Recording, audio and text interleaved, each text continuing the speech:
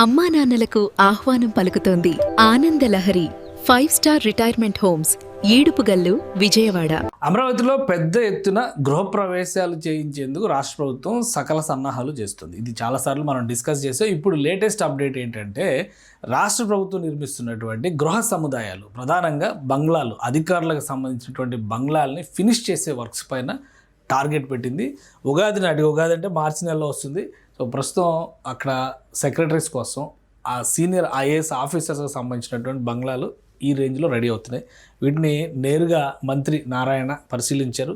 SVR Srinivas గారు, ఈయన ఇప్పుడు Amaravati growth and infrastructure corporation limited అని కొత్తగా పెట్టారు కదా, అంటే ఐకానిక్ బిల్డింగ్లు వాటికి బాధ్యత అన్నీ ఇస్తారన్నారు కదా. సో ఆయన కూడా ఈ పరిశీలన జరిపారు. మొత్తం నిర్మాణం జరుగుతున్నటువంటి ఏరియాస్ మొత్తాన్ని కూడా పరిశీలించారు. ఈ ఏరియాలో దాదాపుగా 300 బంగ్లాలు నిర్మాణం జరుగుతున్నాయి. సెక్రటరీస్ బంగ్లాలు, ప్రిన్సిపల్ సెక్రటరీస్ బంగ్లాలు, సీనియర్ ఆఫీసర్స్ అంటే చీఫ్ సెక్రటరీ బంగ్లా కూడా ఇక్కడ నిర్మించబోతున్నారు. డీజీపీ బంగ్లా, అన్ని బంగ్లాలు ఇక్కడ నిర్మాణం జరుగుతున్నాయి.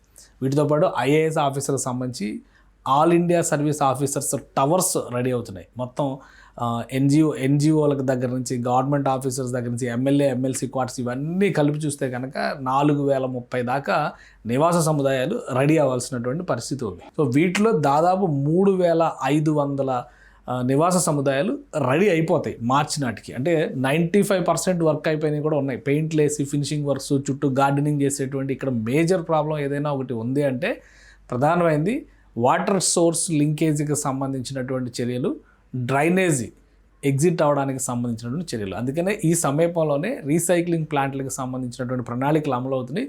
టెంపరీగా అక్కడ రీసైక్లింగ్ ట్యాంకులు ఏర్పాటు చేయడం ద్వారా ఆపరేషన్స్లోకి తీసుకురావాలని చెప్పని భావిస్తారు. ఎట్టి పరిస్థితుల్లో మార్చి నాటికి జరిగేటువంటి అసెంబ్లీ సెషన్స్ తర్వాత ఇక్కడ అలాట్మెంట్స్ చేసి అధికారులతో సహా అందరూ ఇక్కడ నివాసం ఉండాలనేటువంటి సంకల్పంతో రాష్ట్ర ప్రభుత్వం పనిచేస్తుంది. ఈ క్రమంలోనే మంత్రి నారాయణ ప్రస్తుతం నిర్మాణం అవుతున్నటువంటి ఈ సముదాయాలను మొత్తాన్ని కూడా పరిశీలించారు.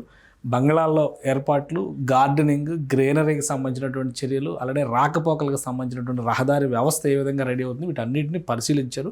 దాదాపుగా ఈ పనులపైన సంతృప్తి వ్యక్తం చేశారు. ఇంజనీరింగ్ చీఫ్, సిఆర్డీఐకి సంబంధించినటువంటి ఇంజనీరింగ్ చీఫ్ ఆధ్వర్యంలో నిర్మాణ నాణ్యతను కూడా పరిశీలించారు.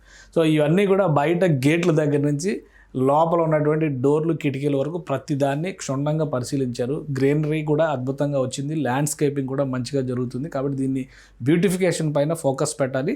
వచ్చేటువంటి రహదారులకి అటు ఇటు కూడా పూల మొక్కలు, పచ్చని చెట్లు స్వాగతం పలకాలనేటువంటి సూచనలు చేశారు.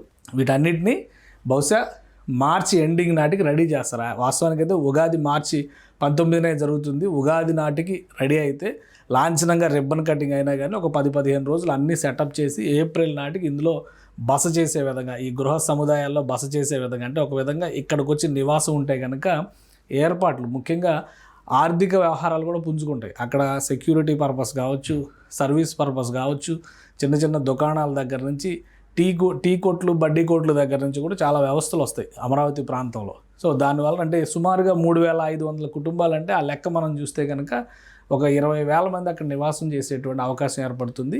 దీనికి తగ్గట్టుగా మార్చి ఎండింగ్ నాటికి కనీసం 3500 భవనాలను ఓపెన్ చేసే దిశగా రాష్ట్ర ప్రభుత్వం ప్రణాళికలను సిద్ధం చేసుకుంటుంది.